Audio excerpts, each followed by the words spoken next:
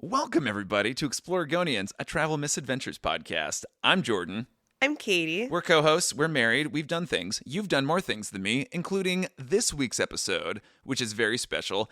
It's got everything. It's got blue-footed boobies. It's got turtles in the water. It's got boat situations, sea lions. Marine iguanas. Ooh, from different islands. It has a drunken night on the beach with boys you just met. Whoa. My favorite story, and thank God you're still here. All right. Well, let's get into it. Where do you want to go? The Galápagos Islands. What?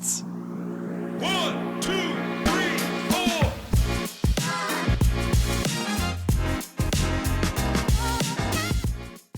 Katie, happy fall. Happy autumn. Oh, excuse me. I'm so sorry. Happy autumn. I do feel like I feel like conflicted on what to call it. Do you feel that way? I think autumn is objectively sexier. But I think it's a better word. Everyone says fall. Happy fall. Fall for all. Okay. So you enjoy fall quite a bit. Correct. Do you like to travel during the fall? I think I exclusively travel in the fall. Or like winter time. Right. I don't know that it's super on purpose, but I guess maybe it is. It's just kind of what you do. It's just what I do.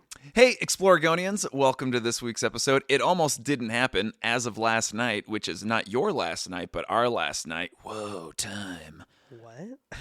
Katie, I had told her that we could just not do an episode because post doing this play, your body is angry. Oh yeah. No, we are not doing well. Me, doing myself, better. and I. Oh, the royal we. Yeah, the royal we over here. We are ill, and well, your ear, nose, throat doctor said your turbinates were quote unquote pissed. He did say that, and so I'm gonna try to make it through this episode. And we're just going to go with it. You know, thanks to the power of editing, maybe she does cough up a lung, but, we can get rid of it or keep it in. So this is going to be quite a surprise for you. Yeah, so buckle up. Because this is, unfortunately, a super Katie-centric episode. Unfortunately? Well, I mean, just you're going to have to, talk a lot and do a lot of, energetic things. Yeah. This week we're going to a place that only Katie has been to, that I was insanely jealous of, and it made you insanely attractive to me. Insanely? Yeah, I was like, I'm losing my mind. You didn't know I went. You told me you went, so I knew you went. And that's how I knew. I'm so jelly. Well, I didn't know that you went because you deleted me from social media before you went. I mean, you're welcome. Wow. We're talking this week about the Galápagos Islands. Wow, Galápagos. Yeah, that's that song you used to sing. How does it go? Galápagos. Galápagos Busters. Galápagos Busters. Wow. So the Galápagos Islands are 600 miles west of Ecuador, which, if you're not looking at your map right now, friends, Ecuador is where, Katie? In South America. Very good. I mean, is it even South America? Yeah, it's not in Central America. It's comfortably in South America. I'm just saying, when I was in Colombia, I feel like it was not. It was like, well, is it technically South America? Colombia's 1,000% South America. No, it is on continental South America. I feel like I agree.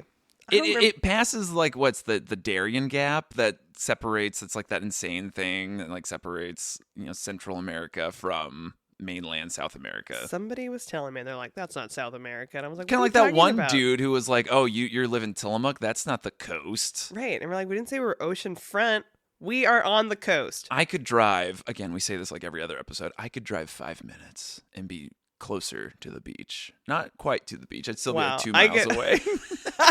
5 minutes and I would be closer than I am right now at the almost to the beach. Almost. Wow. So, geography. You're really selling it. I sure am. Okay. So, the Galápagos Islands, they are west of Ecuador, which is indeed in South America, along with Colombia. Those are both in South America. Mm-hmm. I'm not even gonna, I'm just gonna, that's empirical Great. evidence. That's South America. I'm happy we could work that out. Yes. So, those islands, they are a part of Ecuador and they became a part of Ecuador in 1832 is when Ecuador kind of took possession of the archipelago, because the Galápagos Islands are a series of 13 major islands, 6 smaller islands, and many, many islets and rocks. So Ecuador gained independence from the Spanish in 1822. So I think that kind of is like, they were like their own thing. They were starting to like form their own government. And then they were like, hey, those islands, they're ours. Because no one really wanted them. I think it's because it's like a lack of fresh water during this time is what I had read. Okay. Yeah. I mean, isn't that it? Like, nobody wants something until somebody else is like, no, this is cool, right? Like, we do want this. And well, there's not really any evidence of any Polynesian people or any sort of like, native folks like settling on the islands prior to this, like the Bishop of Panama discovering it in like 1535. So he was like on his way to Peru and his ship drifted off course and he was like, where are we? And so he was on this island covered in tortoises. And so he had named it Las Encantados, or the Enchanted. But so Galapagos, do you know what that word means? tortoise. It means tortoise in like Old Spanish, like a version of Spanish that's like closer to like the Roman, I guess. It has like some Roman influence on it. So he, in his like this, Panamanian bishop, was like, oh, there's so many Galapagos out here. And so henceforth, they called it the Galápagos Islands. Nowadays, in Spanish, they don't say Galapagos. Do you know what word they use? Tortuga. Oh, Tortuga. But I did see- know that. But see, I questioned it because I was like, oh, Tortuga, that's turtle. But no. So they have Tortuga de Agua and Tortuga de Tierra. Man, Spanish is such a good language. Such a sexy, sexy language. It's nice. How was your Spanish when we were there? Mal. And by when I say we, I mean you. Mal, which means Well, mal means like evil. bad. Our friend who Oh, is yeah. a native Spanish speaker was like, why are you saying that your Spanish is evil? Well, okay. Just say, no bueno. My Spanish is bad. But not evil bad, not like Sauron You don't know bad. my Spanish. Well, Katie and I just got done having a fun game of Marry F Kill, and she will not kill Sauron in our little scenario where it's Darth Vader, Voldemort, and Sauron. The eyes gotta go. He's not just an eye. He was a man until he lost his ring. We are not talking about He turned that into guy. a ghost and went to a watchtower. And was like, I see you, Frodo. You marry him, I don't want to marry Sauron. I don't want to marry any of them. I want to marry you. and you did. Okay, so your Spanish is bad. How much was that a deterrent in your ability to enjoy the Galapagos? How bad? Well, I don't feel like it was that. I don't feel like it was that bad. I mean, it was. It was challenging. Because at this point, you had been in South America for, what, several weeks, almost a month? How long had you been in South America at this point? Yeah, I think at least a month. So I was traveling, and I was with somebody who was fluent in Spanish. So, Espanol. right. So that made it pretty doable. And then I got a wild hair to go off on my own, and I took a bus solo, just like down to Ecuador. Which some people say Ecuador maybe isn't in South America. Some people, but I don't. Apparently, they're wrong, and that's what I thought. But then, Then here you were. I yielded. Somebody was like, "You're wrong," and I was like, "I guess I am." Anyway, So you took a bus. I took a bus. I remember telling my parents that I was like, I'm sure they were jazzed. "Oh yeah," it was like, "Wait a minute, you're doing what?" So I just, because I didn't have a cell phone. I mean, anytime I was communicating with everybody, it was like at an internet cafe. Because like- you were traveling in the early 90s, right? That's when you were there. No, I was there in like 2011. Which I saw a photo that you had taken in the Galapagos, like, was the most outdated thing I'd ever seen. You took a picture of like another boat of people that you had been with, and they were taking a picture of something, but everybody was holding a digital camera, just a That's little right. point and shoot. And I was like, this doesn't happen anymore. And it's kind of sad because those pictures are really good. Well, maybe it happens in the Galapagos. Maybe You'll have to go. I'll have to Galapago. You'll have to Galapagos. So, Okay. so it's 2011. You're communicating via internet cafe. And I just feel like for me, I was traveling around Colombia and I really loved it. And I was just like, I'm so close. Sick of Colombia. I was so close to the Galapagos. And I'm like, am I going to come back? Am I going to do this? I'm like, I can do this. And so, because I did have a return flight. So there was like this little window. A return flight from Colombia. So I had to be back in Colombia to fly home. But those tickets were with Spirit Airlines. They were like $20. Yeah. Anyway. But I still had to catch my flight. Okay, but how did the Galapagos even get on your radar? I know. It is an interesting, like, I'm not really sure because again, it's 600 miles west, like off the coast of Ecuador. I think I must have just heard about it through the grapevine, or I like saw something, read something. Which we know you do love a little bit of unsolicited advice when you're traveling. That's right. Well, I mean, it's possible I was looking in like a travel guidebook and I saw it and was like, "Whoa, this would be cool." Mm-hmm. Yeah. So I took the bus. I made it to Quito, which is the capital of Ecuador. And yeah, so at this point, I am trying to speak Spanish, not well. I mean, you've been like putzing around for like a month. I'm sure you were not terrible. Because even when we were in Mexico for a couple weeks, I feel like our Spanish was way better at the end than what it was at the beginning. Well, right. You get more comfortable speaking it. And then for me, if people did not speak English, I had a much easier time being bold and like trying to speak Spanish. But if I knew they spoke a little bit of English, I was like, let's do that one instead. But yeah, for the most part, yeah, people that I was interacting with, like on the buses and things, were not speaking English. Hola. But I did meet a couple, like in like a stairwell, like in Quito. It's a great place to meet a couple, you know what I mean? And they were a younger couple. Like elementary school aged? No. Like we're holding hands. They were probably around my age. Okay. And I feel like she was like knitting or crocheting. And maybe we were waiting for the bus or like I don't even know. You just make friends everywhere. Anyway, well, but they spoke English. And they were from like Argentina or something. Okay. Anywho, blah, blah, blah. I catch a flight to the Galápagos Islands. Out of Quito. Out of Quito. I think you have to like fly a little bit. You have to go somewhere. You have to fly a little bit and then I caught a boat. So do you remember which of the islands that you went to?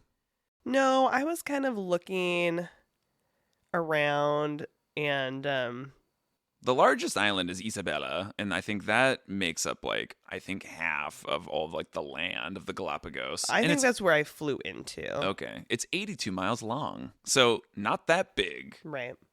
And so how I did it is, again, I think I had like a week. And so like I flew in. Oh, so you think that you did spend like almost an entire week in the Galapagos? Yes.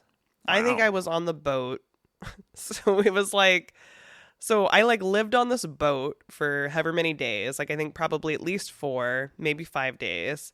Was it? Okay, so when you said boat, we just got done looking at the photos from your trip, which thankfully we were able to find pretty easily. Yeah. The boat wasn't like a little dinghy. Like it was like a pretty, like it kind of like had yacht vibes almost. It did have yacht vibes, but I mean like super small yacht. I mean there was maybe 15 people on the boat. Because when you talk about how you like were living on this boat, like my mind just goes to like this old sailboat, because obviously Ecuador and the Galapagos haven't advanced past the 1700s in my mind. Mm-hmm. So it's a pretty nice boat is what I saw. Yeah, I mean it was nice. It was, I mean you're right, like kind of small yacht. So it's like I had a really basic kind of bunk bed accommodations. I was paired with the only other American on this tour, and it was an older man from Ohio. It's crazy that they put this young, like you're what, 22, 23 at this point. No, I'm like, yeah, maybe 22. Okay, they're putting you in your own room with this strange older man that you've never met. He wasn't strange. We'll call him Dan. Okay, Dan. I know, I can't remember his name. Well, it's probably Dan's not a terrible guess. It's just crazy. Like, were you vetted? Were they like, oh, hey, are you comfortable with this? Or just like, here's your lodgings? No, I don't think they did ask me if I was comfortable. I mean, thankfully, I was, because that's just kind of how I live. But yeah, I could see a lot of people being really uncomfortable in that scenario. And it's not like I knew that ahead of time. Like, you're not going to have your own room. Especially, it's not like a hostel situation where there's like multiple people. You know, Right. like a mixed dorm is probably a little easier when you're like, oh, there's like 6 of us. Right. But when it's just like one-on-one, I don't know. It's interesting. Mm-hmm. And so anyway, so he and I were in a room. I mean, a lot of people, like, there was like a mom and dad and daughter from Spain.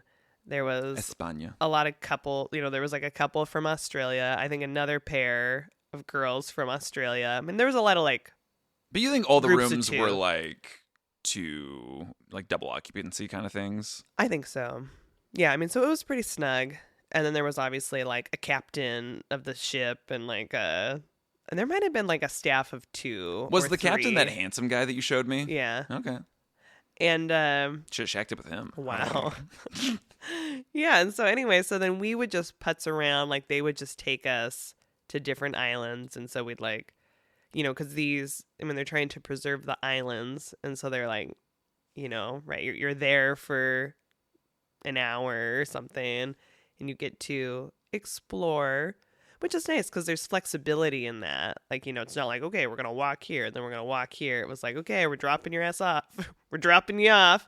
And then Did you have like someone like a guide to kind of like tell you about these islands? I think that, so yeah, it was like local people, right? So it was like Which some okay, so Ecuadorians, probably given the, but maybe they live on the Galapagos because like as of I think 2020, there's like 33,000 people that live on the islands. yeah, I'm sure they did, but I just Because mean like, also in my mind, the Galapagos uninhabited. right, yeah, I mean, because there's a lot of it that is not. But then you have these like pods of people. I mean, right? Because like one of the islands, I went to an internet cafe, right? Like so yeah, I think that they did try to tell us like, oh, this is this island or that island, and yeah, unfortunately, did a lot of that absorb into my brain? No. Well, because you really wanted to find your travel journal, which you kept on this trip, and you and I have never found it. Mm-hmm. And so, like, one of my prized possessions is like the journal that we kept when we went to Asia for 3 months. Mm-hmm. And the fact that you did keep a journal is like amazing, but it is like really sad that it's kind of lost somewhere in the ether right now. I know. And so, like, you had committed so much to that journal that you're probably like, I don't need to, like, really, like, squish this into my brain right now. Like, I'll be able to revisit it. Right. So, I think it was, well, okay. And I will say, because obviously this was kind of like a last minute decision, I didn't fly. What? Right. I wasn't planning on doing this. So it's not like I knew a lot about where I was going to. Right. I mean, I think a lot of people had like a bucket list, or it's like, I want to see da da da da da, or I want to go. And they might have even asked us, like, what do you guys want to see? Where do you want to go? And so I think that there was flexibility within. I want to see the bones of Charles Darwin. Mm-hmm. So yeah, we were just putzing around, and then we'd take like a little, I don't know, like a rowboat, a raft. That was probably like a blow up raft. What? We'd raft to like, well, you like the boat. We're not like Well, I saw, like, docking on the sand. Some of the little boats that so from the big boat, you would take rafts? Yeah, like with motors or... I mean, probably. Okay. Because we would also like snorkel. And so this one time, I remember we like got out and snorkeled. I'd never snorkeled before. That was your first time snorkeling was in the Galapagos? Uh-huh. Oh, yeah. And so then you have like all these... sea lions. Oh, yeah. Well, I was going to say you have these Australians, and they're like, it's so easy, because they're That's like... not what they sound like. They live in the ocean. Oh, it's so easy. And Look at that. Yeah, they were like, just do it like this. And like, and everyone's like super stoked. They got their little, people brought their goggles. They brought their like flippers. Wow. So, Australians. we're going in, we're looking at the fish, we're seeing what's happening. I'm like, whoa, how does this work? Anyway, and then there's just like a ton of sea lions, and they're just like swimming around us. Everyone's having a good time because the animals are so docile, right? That they're not afraid of you, and there's like there's really like, no predators, right? And Except Dan. so then That's not true. well, so then Dan, my roommate Dan, he was in the water, but then like a sea lion like brushed up against him and he just like freaked out. And it was like it just Aw. weirded him out and he like had to get out of the water, sitting on the boat. Like You said Dan was from Ohio, right? Mhm. Landlocked state. Yeah, I just think it was like too close. Like I think I don't know. He was just really freaked out by it. Oh, But dang. But yeah, I loved it. It was really I mean, did you touch the sea lions? I did not, I'm from the coast, baby. I'm not touching animals. No, but I think it was very, very mermaid. You're just like Well, because sea you- lions are kind of like mermaids. you're one with the animals. Yeah, it was good. And was it interesting to be so close in the water with sea lions? Because, for us Yes. sea lions, they're kind of like, big rats sometimes that bark. Right. I mean, we've seen sea lions like a ton, but We also hear sea lions a ton. Yeah, but it was nice. Yeah, it was nice. We're just swimming around and they're unbothered by us. And I think just to be able to be close and observe Observe their behavior. their behavior. How often would you go into the water to do snorkeling? I mean, I imagine we had opportunities every single day. I don't know that I did it every day. I might have. Who knows what I did? I think I did what everybody else did and what everybody told me to. So, what do you remember about like the geography, like the topography of these islands? Because in the pictures, It's like volcanic, right? Right. So like there is, I mean, I feel like every island not was like lush volcanic from what I saw. right. Like they're very rocky. Because the islands are like from lava piles, but there's like shield volcanoes around the Galapagos. I mean, I think geographically they're very young, geologically. They're very young islands. Mm-hmm. And so very interesting in that way. But also they straddle the equator. Like at times, like you were probably in the northern hemisphere, and sometimes you're in the southern hemisphere. I think they're mostly in the southern hemisphere, but it's interesting that these islands are like right on the equator. Yeah, I think I was also surprised that that it was like volcanic. Volcanic. Volcanic. I kind of like volcanic. Volcanic. It just, I don't know what I thought, that it was just going to be like white sand beaches and Well, I think there were some beaches like that, though. there for sure was. And yeah, it was just like it was a nice mix.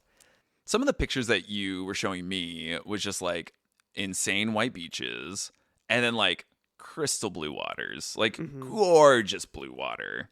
Yeah. And I think right, could I really appreciate, I think I did appreciate it in that moment, but I mean like now, we've been so many places and just like how beautiful and serene it was. And I mean, just the fact that they tried to limit how many people visit also. Now, did you research, are they still doing that? I think that they've upped the number because, we all love tourism. But I have not read what the number is. Well, we didn't read this article, but the New York Times had something like a week ago about how Airbnb is like exploding on the Galapagos. And so that's been kind of like a big thing. And there's maybe like this one woman who's kind of like the maven right now of getting people to stay in these like Airbnbs. Is she a local? We'd have to read the article. But right, I think the Galapagos is obviously like a bucket list destination for a lot of people. But so many people. But yeah. for it to kind of stand strong and be like, we're not going to let a ton of people in here is like very special. Yeah. Well, the Galapagos Islands, so obviously Ecuador took over in 1832. In 1935, the government of Ecuador declared it like a wildlife sanctuary. And then in 1959, they created the Galapagos National Park. And so I don't know if that's all of the islands. I imagine it's all the islands, right? I would imagine. And then in 1978, it was declared a UNESCO World Heritage Site. Mm-hmm. And then maybe in like the 80s, Ecuador pushed it another step further and had like, the sea life or like the water, a water sanctuary, refuge. kind of refuge, right? To kind of protect like the waters outside of. Mm-hmm. Yeah, no, I think there is conservation happening. And I think that there was like different plaques. I mean, this is like, again, I can't really remember where I like flew into or where I saw it. Like, because, I was like cruising around on the little boat, the little yacht, to the different islands. And, I feel like I saw like penguins and you'd see like a ton of different birds. And like there was a lot of, I feel like every island kind of offered different things. So in terms of what? Wildlife. Well, and not landscape, but what did we talk about? Just like the geology, yes, the topography. Right. So not every island was volcanic, and not every island was these like white sandy beaches, and like some would be more grassy. I mean, yeah, it was just all a little bit different. Well, something that I saw about the climate is that it does have like relatively low rainfall, low humidity, and like relatively low like air and water temperatures. Like, do you feel like it was cooler compared to your time in like continental South America? Yeah, for sure. Oh, really? Yeah, I mean, it was like, I mean, you're on the equator. I mean, right. I mean, it was still warm, but I mean, it wasn't. I mean, it was comfortable. Interesting. Is what I remember. Okay, so you're talking about the animals. Every island kind of having different types of animals. And even the pictures you were showing me, like you kept showing me marine iguanas. Oh, my God. Your obsession when you were in the Galapagos? I think, yeah, I like saw them. And fell in love. I think they were just so funny to me. Like, they always looked like, they were always like sunning themselves. Smirking. It was, they had like this little smirk or the smile, or like there was like the body language. I have so many pictures of them. You showed me, I mean, half of your photos are of iguanas. Yeah, no, I'm going to say it's borderline too many. Also, there was a ton of blurry pics. I was like, what is going on here? But it was interesting because some of the islands had different types of iguanas. I mean, still marine iguanas, but they looked different from each other. I feel like there's like land iguanas, and like that can be like an iguana de tierra. Yeah, I think that they were they were some pretty nice iguana pics. But you feel like they were very docile and super chill. Yeah. And I think that was it too. It's like, right, I think so many times I got like really close to them. They did not care. I mean, sometimes they'd like scurry off, which was also entertaining. Yeah. I mean, but they were just they're out there in troves. Like you were showing me pictures, and there's this like, you have like this landscape photo, but like, a quarter of what you're seeing in this picture littered with iguanas. I think it was like a funny, and again, it was different everywhere. Like sometimes they're like on the volcanic rock, and sometimes they're in pods, sometimes they're solo, but like, I loved them when they were just like littered on the beach. I was just like, what is going on? You're just like this beautiful beach, and then it's like iguana. Yeah, because they also enjoy the beach. They're enjoying the landscape. And I think that there was that. I think they looked like they were really enjoying themselves, and that's what I connected to. Okay, but you are this interesting paradox because you do like animals. You're this farm girl, but then also you're so freaked out by animals. I think is it this thing like if you are going into an animal's territory and they're like non-threatening or like moving in a weird way that you're kind of like you're cool with it? I do like animals. I mean, my grandpa was a veterinarian. My parents owned a dairy farm. And so I've been around animals. But I think my hesitation comes with like animal safety. Right? Like I'm not... What about tiny lizards that end up in our garage? What about them? I also feel like... They're so much smaller compared to those marine iguanas. I just feel like, well, these ones are fast. I'm sure those iguanas could be fast too. And also like startled, right? Like if I'm anticipating, if I'm like, oh, I see this and I'm like coming up to it versus I'm doing my own thing and all of a sudden there's a... I think you're freaked out by smaller animals more than bigger ones. Well, I think that's true. Again... I was around large animals. I mean, if those iguanas were like the size of your thumb, I think it'd scare you. I think that's true. Yeah, no, tiny but mighty. Deadly. But okay, so you also saw a bunch of birds. And I saw so many birds. What are some highlight birds? Well, I don't know that I could tell you. Well, I mean, there's, iconic, the blue-footed booby bird. I don't think I've ever heard you say the name of that bird. Well, that's it. What was it like seeing the blue-footed booby, and does it live up to the hype? I mean, I think if I was a real birder... An ornithologist? It probably would have been a little more exciting. I knew that it was a big deal. I knew that people were really into it. My boat mates were really into it. I thought it was really fun to see this, like, crazy... blue-footed bird? Yeah. I mean, because, like, the legs are blue. Oh, for sure. Yeah, and so that was entertaining. I enjoyed them. I just think for me, because even when we were looking at the pictures, I had a bunch of pictures of different birds, but it's like I haven't looked up what those birds are and like done like a deep dive of what I saw.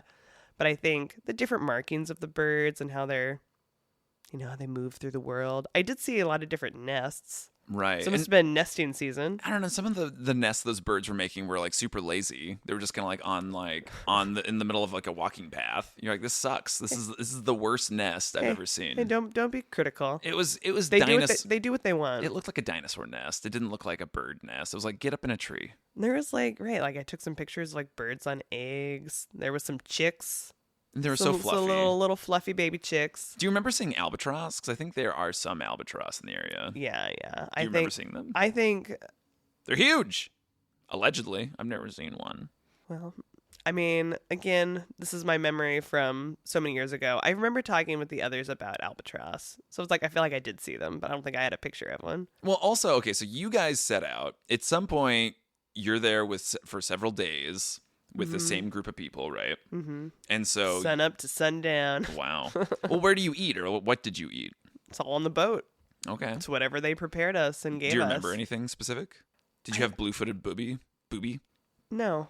Did you have iguana? I imagine we had like some sort of like rice soup.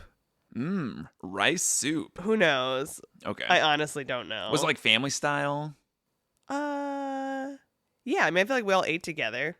We ate together. We slept together. We explored together. There was a lot of togetherness. I mean, there were like a lot of pictures, and you had like some old school like digital camera selfies with like some random people. That's right. I mean, I think I really enjoyed who was on the boat. Like, I felt very comfortable and. Well, good. But how did you get hooked up like with this specific like tour? I mean, I think I literally just like went down, and they were like selling tours, and I was like, sign me up. So, and I kind of think that, yeah, I did like the 4 or 5 day tour, and I think you could extend it. So some people were doing a longer tour. So like I didn't go to where the Charles Darwin Research Center is. Which you said that was like on the island of Santa Cruz. I think it's like the big one. I think it's very developed, and yeah, I think it's like where all like the giant tortoises are. I don't know that they're all there, but it's like, right, like what you were talking about, there used to be a lot more than what there is now. Well, obviously, because in the 1500s, it sounds like they littered it. There were so many that the guy was like, this is a bunch of turtles. Right. And so Tortoise, it's like, right, because it's like, I saw turtles. Like, the turtles are in the water. And so apparently they're like the green turtle. And I think that is special. Oh, interesting. to that area. Okay. A tortuga de agua. Mm-hmm.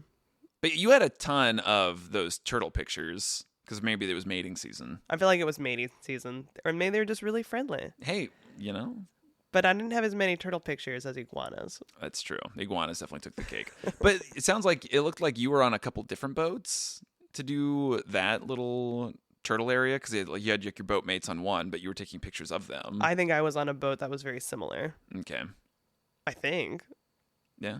Yeah, no, because we had our where we slept and ate, and then we must have had a little boat with a motor, and then that's where we'd jump off and go snorkeling, or they'd take us to an island. So you're talking about that there's like this Charles Darwin Research Center on Santa Cruz. Mm-hmm. And so Charles Darwin obviously has a big connection to the Galapagos. I had read on the Britannica Encyclopedia that actually it's a misconception that a lot of Darwin's like theory of natural selection, theory of evolution, like came from the Galapagos. I mean, it helped his research, but it wasn't like the main one. And so that was news to me because I feel like growing up, I was like, the Galapagos are the reason that he came up with that. Well, I think that's just kind of right what everybody thinks. Right. But apparently a big thing that he discovered, because Charles Darwin wasn't like an ornithologist, like birds like weren't his thing.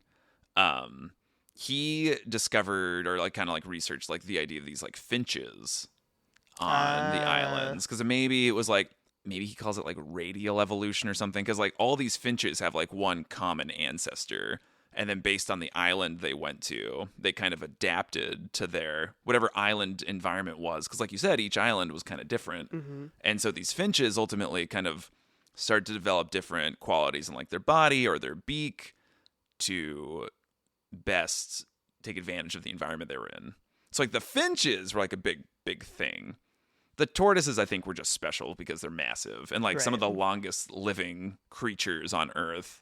Right. Like I think 150 maybe. I think one of the oldest tortoises like just passed recently, and I think it was like, oh, this one met Darwin, or there was like a connection there almost. Do you remember that? And that might have been the one that they were like, they were kind of they were trying to keep them safe, and so I feel like they were a little secluded. Some of these tortoises. So the funny thing about calling them Galapagos tortoises is that if we remember, Galapagos is an old Spanish word for tortoise. So we're just tortoise, which I love. I love when language does goofy things like that. So did you ever see a Galapagos tortoise? No. So I think that I was not in the right location. And so after I was done with the boats, I saw my flamingo, saw my iguanas, saw the birds, the turtles. No, I saw green turtles. Excuse me. And like the fur seals. Okay. Those were cute. Those were pretty cute. So what do you remember about the fur seals? I think that they were cute. Well, like, you had a video of one of the calves is what you said. Yeah, it was like, I think it was a baby. And yeah, it was like, well, you thought it sounded like a goat. Well, it's because I'm uncultured and not a farm boy. I mean, yeah, I think it just reminded me of baby calves on the farm. So anyway, after I was done with my boat tour, they dropped me off. And so, like I said, I was like, I only had a short amount of time. And so like I couldn't do everything I wanted to do. And so I decided to take another boat to another island. I think I thought it was that I went to like San Cristobal maybe. Okay.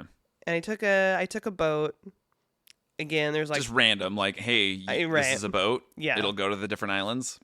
I imagine. I mean, that's like a taxi, and that's how you got around. You had to take the boat. I kind of feel like there was one boat a day. Oh God. So I had to make sure I got on the boat, and then I made it, and then this was like not a lot, like no English happening on this island. It was the real deal. But you're there for like a day? Uh-huh. I mean, yeah, maybe I only had 5 days. I don't know. I mean, yeah, I didn't have a lot of time. I think I was literally there a day. Okay, so from like San Cristobal, you took the plane? No. You took a boat to another island to get a plane? Correct. You're just on this island? Yeah. Cool. I think it was just like, oh, this is a beautiful island. I'm like, I'll go there. So I took the boat, I made it, and then I'm like walking around with my backpack. I apparently find a place to stay. A room somewhere. And it's like we're communicating exclusively in Spanish, and I'm trying to let them know that I need to. And I think it's like my watch died or something. I feel like I was like, somehow I communicated that they needed to like come and like wake me up, because it was like the one boat left, maybe at 5 a.m. or something. There was something there that was like the one boat that left, and it was like I had to catch it so I could catch my flight. And yeah, it's like I didn't have an alarm clock. Something was happening. Oh my God. But anyway, so I was really risking it all. But do you feel like you got, you guys knew you're on the same page? You feel like you were able to convey properly? They needed a wake-up call? I think I did it the best of my ability. Cool. Nice. Cross my fingers, hope for the best. Okay, so you're staying in this room, but then I think that this is the island that had the internet cafe. Okay. And I think I did go and send an email that I'm alive, saw some stuff.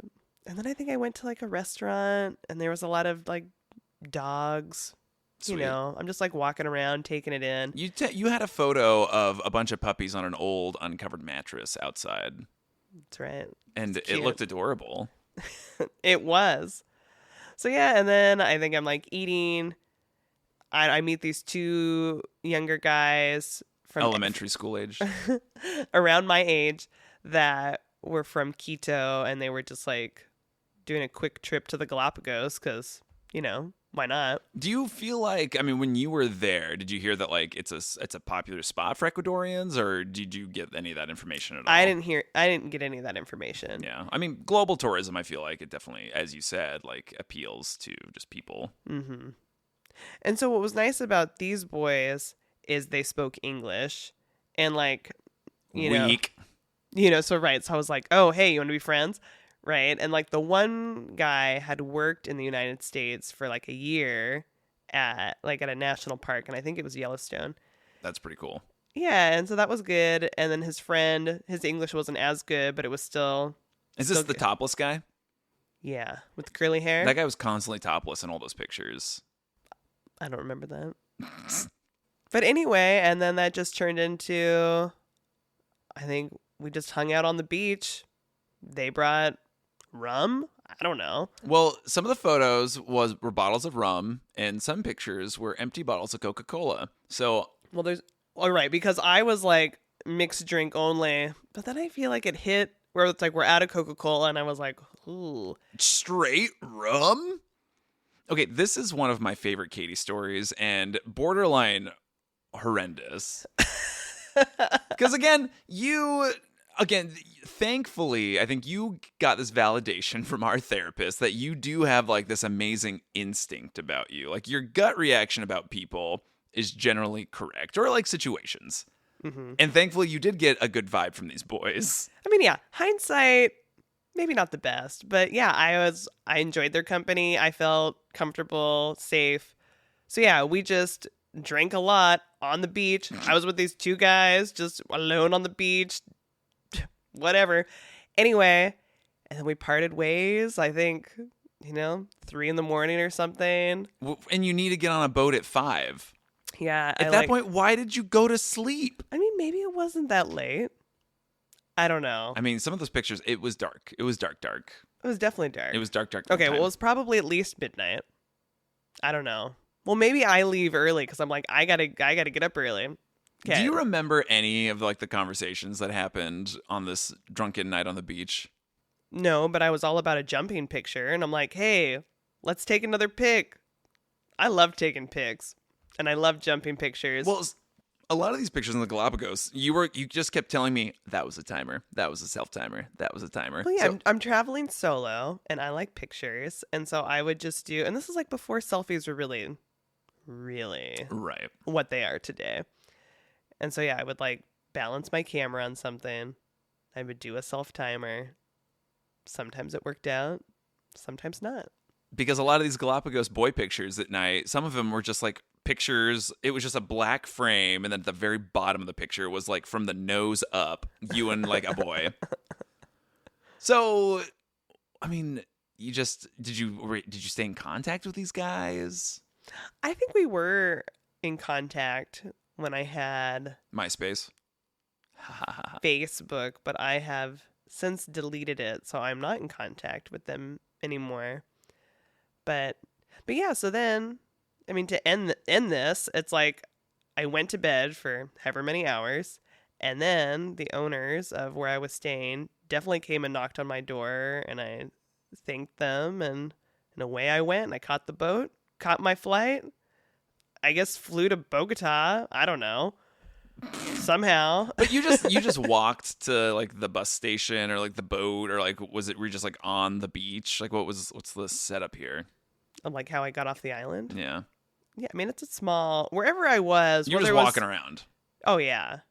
But then that's it. It's like, I think if I were to go again, I mean, there are like hikes and all these things that you could do. But yeah, I mean, I exclusively walked. Okay, so tell me about like the set. Like what did you bring with you? Like obviously you're backpacking. What were your clothes? What were you wearing to be around the Galapagos? I feel like I wore a short sleeve shirt, sometimes a long sleeve, depending on how the intensity of the sun was, because I'm pretty fair skinned. I had these like travel pants.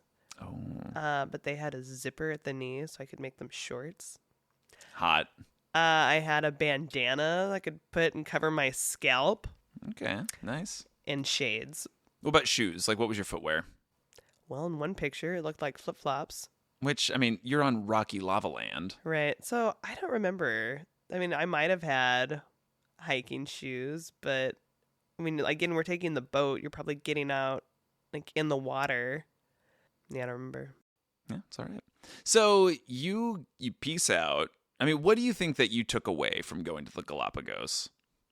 Independence. I think I took away like leaning into my sense of adventure.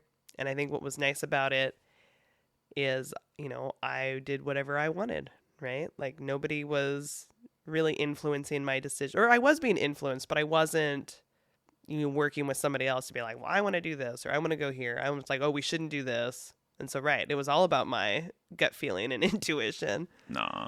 And, and then just that idea of like, no one's a stranger and like that there are connections to be made everywhere. With or without rum. That's right. Both. And I actually feel like on the boat, that was my first time really hearing Spanish from Spaniards. And so gracias. because I was used to being around Spanish, but I'd never heard that. And I was like, what's happening? Do they have like a speech impediment? Like I was like very confused. Because Anyway, as legend goes, I believe like the dialect of Spanish that is spoken in Spain now, I think has to do with maybe there was like some Spanish king and he kind of said like gracias and España. And I think, don't quote me on that, but I think that's kind of how that developed. wow. Yeah, kind of weird, right? Like, you're not saying that right. So there we go. I mean, what does hearing... I mean, you probably didn't hear anything you didn't already know. Not necessarily, but it is good to just, hear about you striking out on your own. Obviously we do everything as a pair, as a pod. And I like to think that you and I are pretty easygoing with like the way we make decisions when we travel. I mean, obviously you are influenced by my own hesitancy. I think a lot of that does go away when we are traveling. Yeah, I think I'm most hesitant when we're living at our little home base here. Mm-hmm. I don't want to do anything. Well, is there anything that you can take away from this, or does it make you want to go? Well, clearly, I have to go on my own, like, eat, pray, love adventure to the Galapagos. Yeah. I mean, it does make me want to, appreciate, like, the wildlife that even we just have on the Oregon coast, because we do have, like, such beautiful creatures that make this place their home, either for a moment or permanently. We have sea lions. I love when the brown pelicans are migrating and come through this area. And I didn't even realize that pelicans were like a migratory situation here on the Oregon coast. I just thought they were always here. Right. And then, when we see them migrate, you're like, whoa, they're big, floppy, delightful birds. I love a pelican. Yeah. Yeah, and just realizing that, it's a big world, but it's not that big. And people have been so significantly influenced by different parts of the world that like it's changed like the course of history. Like the Galápagos Islands like helped teach Charles Darwin all this stuff, and he was able to, kind of change people's minds about how biology could work. So Charles Darwin, we talked about it a little bit, but so yeah, his eureka moment not necessarily happening from the Galapagos. I read just like a little bit about his own history. I think he was kind of like not troubled youth, but I feel like he was kind of like, no, like sense of direction about him. And so I think his family sent him to Edinburgh University. Where was he from? I mean, I think somewhere in the UK. English, sure. So they sent him to Edinburgh University in Scotland to study medicine. But apparently Edinburgh University attracted like radical students. Because maybe these kids who were like English dissenters, people were like, oh, England, meh, but were English, I think would find like Edinburgh University would take them, because I think when you were an English dissenter, you were no longer able to like go and graduate from an Anglican university like Oxford or Cambridge. So you'd get these like, kids who were probably like really smart, but like, you can't put me in a box.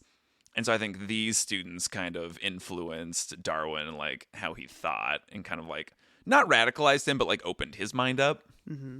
So That's nice. Kind of interesting. Scotland. I gotta love the Scots. Love it. So you said that you do have one regret about things we talked about, and we didn't talk about the little crabs that you saw. I don't know that it's regret. I just like... You remembered. You remember the crabs. They were very vibrant, especially in the photographs. I know they're really vibrant, but I mean, yeah, did I eat crab? Were they No. also docile? Were you Right. hanging out with the crabs? You know, not that I remember, so I You don't weren't even know that it's worth talking You about. weren't like picking them up, being like, "Sup, crab? Sup, Sebastian? I'm just giving the crabs a shout out. Sup, crabs?" The crabs were there. The hills are alive with the sound of crabs. Hmm. So, okay. So you took away this like sense of adventure being a single person exploring the Galapagos. I mean, how empowered was that for you? Because was that like the first time internationally that you were just kind of like on your own? Because Yes. you'd been to Europe and clearly you'd been in South America for a little while. Yeah, and in both scenarios, I had a buddy, and I think, you know, which is usually good. You know, like that works out. But yeah, when you are alone and you're making decisions for yourself, I mean, I think it's just a different experience, and you're also more open to interacting with others, right? And yeah, I think I just like I was really proud of myself, where it's like, I want to do this, and like, why shouldn't I do it? And it's like, you know what, I'm gonna do it, and like that worked out, and that feels really good. And I think, yeah, and because it's like a, you know, on so many people's bucket list, I think that felt good for me to like go and have my own experience. So you And- can rub it in. yeah, totally. No, I don't know. I mean, in some ways, I mean, so many people that I know will never go, right? Right. And so I was able to do that, not for them, but at least talk about my experience a little bit. And I mean, again, I thought it was so impressive that not only did you go to the Galapagos Islands, but that you went solo. I mean, we know so few people, like just from our own like orbit. You clearly know like way more people who've like gone out and traveled solo. well, you know, once you're in the vein, you're like, oh yeah, Sup, travelers? mm-hmm. Right. And I feel like I only have that through you. You know, you've given me this ability to like go and travel, but I've never traveled solo by myself. Sounds like I'm sending you on a trip, Oh my God. kicking them out. But Get out of here. yeah, so I mean, if there's anything that you would like people to know about the Galapagos, like in particular, You know, I mean, I think probably more than the Galapagos themselves is like that, you know, the mentality of like taking care of our planet and like your own community. I mean, I feel like you and I mean, I've been really heightened recently, or really aware of like how much garbage is everywhere, and just, you know, just that idea of like, it's not my problem. Like, I don't need to like clean that up. And like, you know, like the repercussions of that, and like just, I mean, just if we're going the animal route, right? There's garbage here, and then like the birds or the fish or whoever are like eating it, and you know, then we're eating it. Like, just, you know, just cleaning our communities up, well, because I think when we're and respecting wildlife also, like coexisting is a takeaway. well, with like the garbage thing, because you know, as we said, if we drive 5 miles, we'll be closer to the beach. Maybe not on the beach, Totally, but, we'll be but closer. pretty close. But when you live so close to the beach, I think there is an emphasis on cleaning it up and awareness of it, because you see it more. Because obviously, things that fall off into the ocean or dumped into the ocean eventually make it back to our coastline. And so, right, I think it's a little more impactful for us to be like, oh, this is like where garbage can come from, versus like, oh, people are just littering. You know, it's like kind of like a little bit different when you're on the coast, I think. But even with that, when's the last time you picked up garbage that wasn't I yours? think the last time we were at the beach, I feel like we picked some stuff up and put it in our pocket and we throw it away. I don't know that was the last time. But regardless, it's just like, you know, it's a good habit. And I think, and maybe if you're listening to this and you're a litterer, maybe let's try to not be. Even just that idea of like a single-use plastic, or like when we're in such a disposable culture, like just worldwide, it's just like we think about like the now and not the future. And it's like, if we're, using so much garbage. I mean, we're using so much stuff all the time, and yeah, just like single-use things are so out of control. And yeah, like the stuff doesn't break down, and then ultimately, it's getting in the animals and blah blah blah, and it's just we all got to play our part, do our part. Well, thank you so much, Katie. And thank you for going to the Galapagos and being able to come back with some of these stories. I hope one day that we can find your travel journal and that we can read about all the things that you were experiencing in the moment in the Galapagos. Because, right, having pictures of a trip is stimulating to some memories, but you've lost so many by just like not having them written down and accessible. And I am so excited for one day for us to find them, to see what you were feeling, what you were thinking in the moment. Yeah. And I'm excited for one day to come across that. Me too. And I'm excited for one day for you to take me to the Galapagos. Ooh. And I, too, can see Darwin's finches, and we could both see a Galapagos tortoise for the first time. I know. I wonder how many is left. I mean, put a saddle on one, ride it into battle. Yeah, totally. So thank you, everybody, for listening to this. If you have a travel story, please send it to explorergonianspodcast@gmail.com. You could also type it up, or you can send us a voice message about your own little travel anecdote. You can also follow us on explorergonians.podcast on Instagram, where you could also connect or send another video or a message or just send us something. Yeah, because I want to talk about your travel stories. I know. I think we should go someplace next week, because I think you're on the path to healing. You made it through this episode. I did. Maybe you used all of your energy for the day. I did. But I'm proud of you and Thank your you. little crabs and your little iguanas. Don't talk about my little crabs. Tiny, tiny crabs. Hey, crabs, where you want to go next week? Next week, I want to go to a weird place in Oregon. Yes. It's called the Oregon Vortex. So if you want to know what that means, I'm very excited to talk about the Oregon Vortex. I bet you are. Yeah, so hey, I'll see you on the other side. See you on the other side. Blue-footed booby!